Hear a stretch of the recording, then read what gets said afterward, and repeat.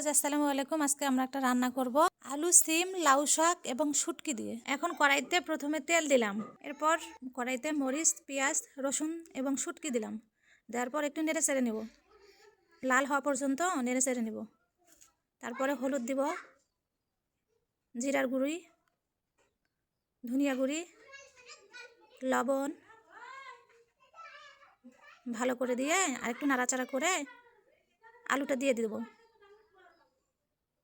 আলুটা একটু মিক্সড করে নিতে হবে। এরপরে সিমটা দিয়ে দেব। সিমটা দিয়ে আরেকটু ভালো করে নাড়াচাড়া করে নিতে হবে একসাথে সবগুলাই। এরপরে লাউ শাকটা দিয়ে দেব।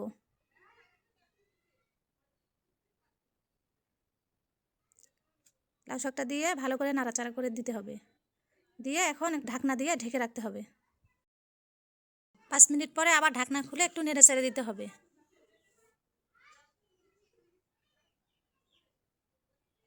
আবার ঢাকনা দিয়ে ঢেকে রাখতে হবে 2-3 মিনিটের মতো। 2-3 মিনিট পর আবার ঢাকনা খুলে একটু নেড়ে চেড়ে দিতে হবে।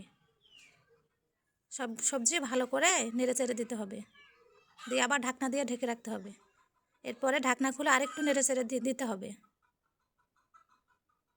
আবার ঢাকনা খুলে একটু ভালো করে নেড়ে চেড়ে দিতে হবে। এর মধ্যে লবণ ঝাল ঠিক আছে কিনা একটু চেখে নিতে হবে। হয়ে গেছে, এখন আমি সবজিটা নামাবো। সবজিটা নামাই নিলাম। ভিডিওটি আপনাদের ভালো লাগলে লাইক, সাবস্ক্রাইব করে পাশে থাকবেন। আল্লাহ হাফেজ।